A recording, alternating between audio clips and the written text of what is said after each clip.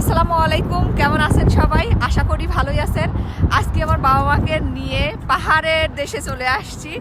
আব্বা মার দুজনেরই পাহাড় খুব পছন্দ হয় এবং সমুদ্র খুব পছন্দ করে। তো ভাবলাম যে এখন যেহেতু ফ্রি আছি, একটু পাহাড়, একটু সমুদ্র একটু দেখাইলে আসি।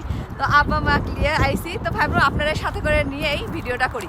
খুবই সুন্দর একটা দৃশ্য এইখানে, এটা আপনাদেরকে দেখাবো আর এই সম্পর্কে একটু তথ্য দিব। চলেন পিছন ক্যামেরা দেখাই। আজকে যে জায়গাটাতে আপনাদের নিয়ে আসতেছি, এই জায়গাটা আমেরিকার ক্যালিফোর্নিয়ার সান ফ্রান্সিসকোর প্রশান্ত মহাসাগরের পাশে অবস্থিত। এত সুন্দর জায়গাটাতে আসতে আমাদের মাত্র 50 মিনিট সময় লাগছে।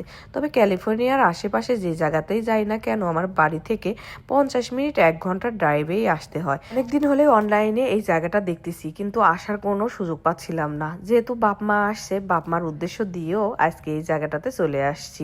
আব্বা মাকে তো ঘোরাতে হবে, কারণ আমার বাড়িতে আসছে, আবার কবে আসবে আবার আসবে, সেই কারণেই অনেক জায়গাতেই ঘুরাচ্ছি। আমার এই কথা শুনে কিছু আপারা এবার লিখবি কি জানেন, লিখবিনি খালি বাপ মাকে নিয়েই ঘুরাচ্ছেন এই দিক সেই দিক, এত সুন্দর সুন্দর জায়গা, শ্বশুর শাশুড়ির কথা তো একবারও কর না, সারাক্ষণ খালি বাপ মায়ের কথাই কর। আপা ভাইয়াদের উদ্দেশ্যে আমি একটা কথা কই, ওরে আপা ভাইয়ারা, আপনারা যারা এই ধরনের কথাবার্তা কন তারা শুনেন, আমার শ্বশুর না অনেক আগে মারা গেছে।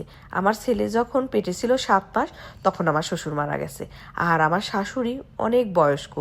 আপনার চাইতে মাথা ব্যথা আমার বেশি রে ভাই বোনেরা। যদি আমার শাশুড়ি আমার কাছে থাকতো, সব চাইতে বেশি আমার উপকার হতো। কিসের জন্যে?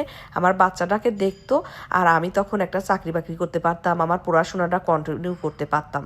কিন্তু আমার শাশুড়ি এত বয়স্ক যে উনি প্লেনে উঠে এই পর্যন্ত আসতে পারবি লানিকো। আর আপনার যখন এত চুলকানি, কাজ করেন, আপনাকে আমি ঠিকানা দিব নি, আমার শ্বশুর বাড়ি যায় আমার শাশুড়িকে কিছু আপেল কমলা লেবু কিনে টিনে দিয়ে একটু দেখে টেকে আইসেন। শোনেন, আমি জানি আমার শ্বশুর শাশুড়িকে আমার আনা উচিত কি উচিত না। যদি আমার এরকম পরিস্থিতি থাকতো, তাহলে আমার বাবা মার আগে আমার শ্বশুর শাশুড়ি আমার বাড়িতে আসতো। এই আফসোসটা আমি সবসময় করি, সেটা আমার শ্বশুর বাড়ির মানুষও জানে, আমার শাশুড়িও জানে। সেই সকল আপু ভাইয়াদের বলতেছি, এত কষ্ট করে এই কমেন্টসগুলো করার দরকার নাই কো। আর একটা কথা কি, নিজের শ্বশুর শাশুড়ির দিকে নজর দেন। অন্যের শ্বশুর শাশুড়ি কি করলো না করলো, কে কার শ্বশুর শাশুড়িকে নিয়ে আসলো, এসব চিন্তা ভাবনা আপনার করা লাগবে।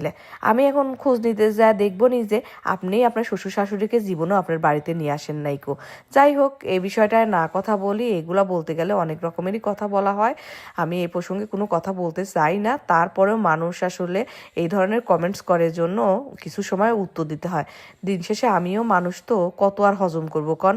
তাই একটু লক্ষ্য করছেন কিনা জানি না, প্রচুর পরিমাণ মানুষ কিন্তু এখানে আসছে। কি কারণে জানেন? ওইখান থেকেও দেখতে পাচ্ছেন সান ফ্রান্সিসকো গোল্ডেন গেটের ব্রিজটা।